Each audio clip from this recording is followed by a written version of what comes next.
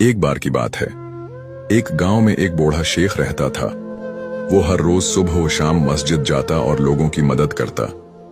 एक दिन रात को जब वो घर वापस जा रहा था तो उसने देखा कि एक कुत्ता जख्मी होकर रास्ते के किनारे पड़ा है। शेख ने दिल से महसूस किया कि उस बेचारे जानवर को मदद की जरूरत है। उसने अपने कपड़े फाड़े और कुत्ते के जख्म को बांधने के लिए इस्तेमाल किए। फिर उसने कुत्ते को अपने घर ले गया और उसकी देखभाल की। कुछ दिनों बाद कुत्ता ठीक हो गया और वो अपने रास्ते चला गया।